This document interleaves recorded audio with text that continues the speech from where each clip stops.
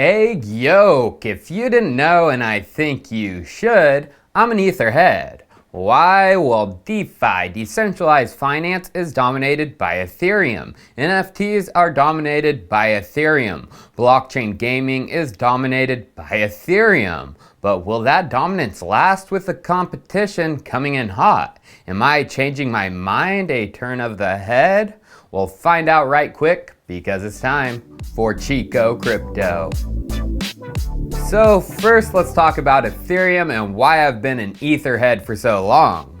Well, I saw DeFi, decentralized finance, coming for Ethereum long before any of these other crypto tubers did. December 2019, I made the video, Decentralized Finance Will Lead the Bull Run. My top picks? The top picks of mine in that video? MakerDAO and Synthetics. And as we can see from the video, TVL of DeFi, or total value locked up in the protocols, was a measly $686.9 million. Yes, the millions. DeFi was not even in the billions yet. What was the total value locked up at DeFi's peak in May of this year? Just how much growth did we see in 1.5 years? Well, looking at the DeFi TVL chart, $148 billion. You heard that correct. $148 billion by May of 2021. That's a growth of over 21,446% in just a year and a half. And as you can see, total value locked up has fully recovered to that $148 billion high since the May crash, which brought it down to about $85 billion at its mid-May low. So in just 3 months, it has recovered nearly 75%. It's obvious DeFi isn't slowing down or waiting for Bitcoin. It has reached its all-time high once again. So who makes up the bulk of DeFi? Obviously Ethereum in the dark blue, making up about 115 billion of the 148. Although since March of this year, 2021, other chains have been growing, adding to the TVL, gaining their chunk of the DeFi pie. Now, is this a cause of concern for Ethereum? Is Ethereum going to lose ground in DeFi while these other chains grow? Well, not in my opinion. Why? Well, let's just decipher the first chain that started to grow meaningful enough and carve out their chunk of the DeFi pie. As we can see, that was Binance Smart Chain. Now, if you didn't know, the Nance tried to launch a chain before this, Binance Chain, not Smart, or their dumb chain back in April of 2019, with their own token standard, their own rules, and no bridge back to Ethereum. They were so confident that users would drop what they knew, Ethereum and its toolings and standards, and jump right onto their own chain. They even released timelines of moving BNB off of the Ethereum main chain and onto this new chain. From the CoinDesk article on this, it says the firm said if users want to keep the ERC20 version of BNB tokens, they would need to withdraw it to an Ethereum wallet before April 23rd.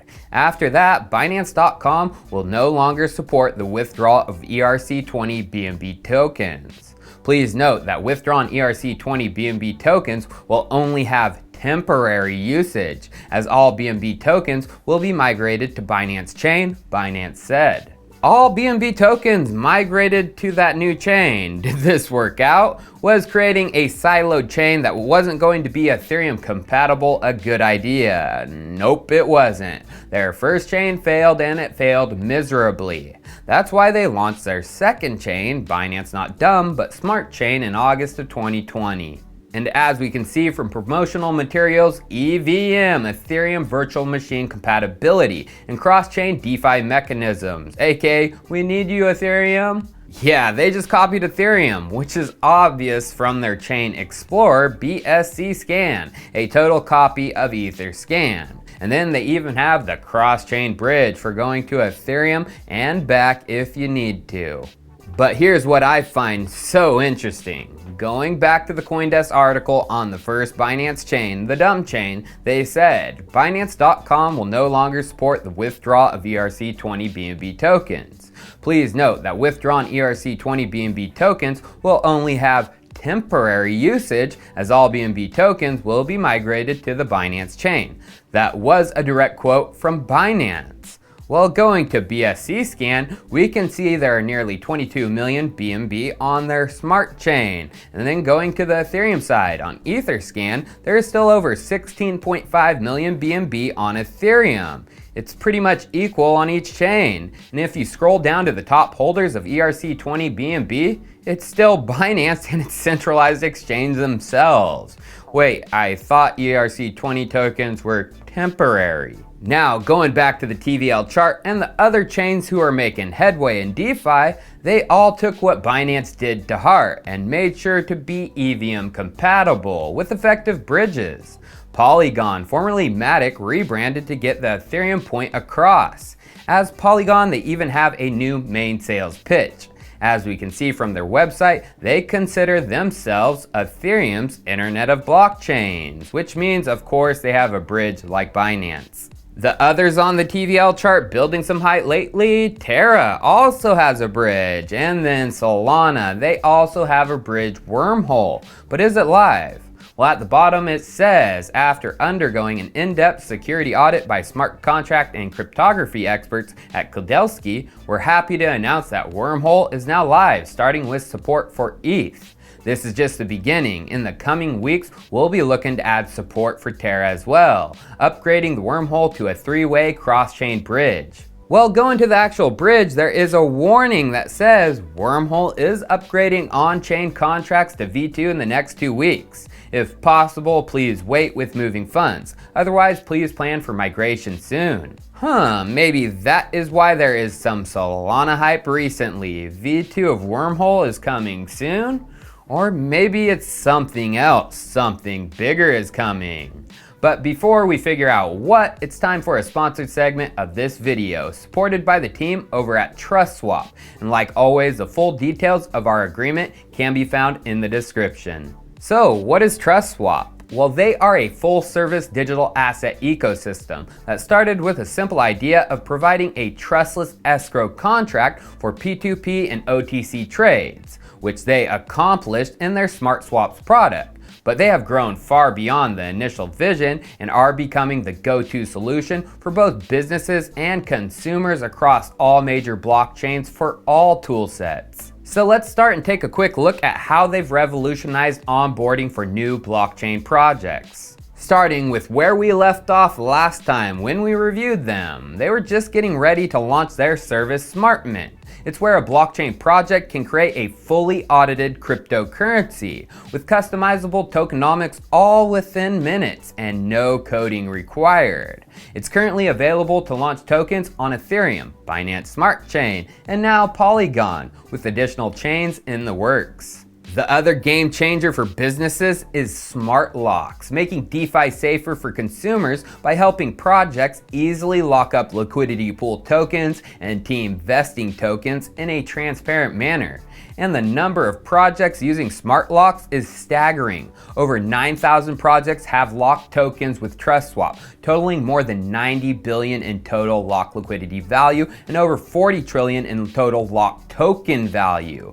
Yeah, that's a remarkably huge number. The businesses have great products, but the consumer side of things is just as interesting. Within their dashboard, you'll find you can stake your swap tokens and participate in farming pools to begin earning interest. Staking also helps you boost something called a swap score, where you can qualify for free airdrops and special fair launch lotteries. But within the retail consumer space, they have a much anticipated product they're soon to launch called Swappable, a much needed user-friendly NFT marketplace where you can create, buy, sell, and trade NFTs. And in celebration of the launch, Trustswap is running a competition where you can win free NFTs, swap tokens, and other prizes. And you guys still have time to qualify. The competition ends August 26th, and links are in the description. One thing is for sure, Trustswap is dedicated to creating the most user-friendly and feature-rich DeFi ecosystem for both businesses and consumers. And they continue to put their money where their mouth is by recently making a major investment and acquiring the Crypto app, literally one of the world's largest and most downloaded cryptocurrency apps on the market today, with over 2 million downloads. And this is a powerful asset that Trustswap is now integrating into their vision, helping them get one step closer to DeFi dominance. So if you're looking for a project with tons of upside and a proven track record, who delivers on every promise they've made and raises the bar with every opportunity they can, then Trustswap deserves a good look. So if you want to look, all links for Trustswap are included below. So bridges on Ethereum, and Solana now has Wormhole, but it's not only bridges, it's something bigger for Solana, full EVM support. Remember, Binance Dumb Chain wasn't fully EVM compatible out the gate, so their smart chain was an EVM based chain when it came out. Well, Solana did a dumb chain move. They didn't have that full EVM compatibility out the gate either. They funked up by not making EVM compatibility a must. But they're fixing it. Solana Twitter tweeted at the end of July, big news, @Neon Labs is bringing EVM support to Solana. Today, start building on a testnet. Q3, deploy on mainnet beta. That is the reason for the Solana hype recently. I bet you EVM support and the beta is coming soon. So I hope you realize this competition isn't a bad thing for Ethereum. This is actually a good thing. Ethereum is proving itself to be the center of everything blockchain. Even Cosmos, which contains both Terra and Binance Smart Chain and is selling itself as a center, isn't really the center, Ethereum is, and there is no doubt about that. So now let's talk about Enterprise, who share the same thought. York Rhodes, and as we can see from their LinkedIn, is the head and co-founder of blockchain at Microsoft. Well, York tweeted 2 days ago, prediction, Ethereum becomes the decentralized app store by 2023, and he gives the reasons why. Number 1, low fees versus the app store rev share. Number 2, no commerce lock-in to Apple. Number 3, no single point of control by one large corporate. Number 4, distributed, decentralized, single sign-in across apps. And number 5, payments, identity, and commerce. From York's tweet, it's obvious Microsoft is coming to connect with Ethereum on a different level. And Ethereum will even wipe out those who are not connecting, like Apple. Smarten up, Apple, like Binance and Solana did. Cheers, I'll see you next time.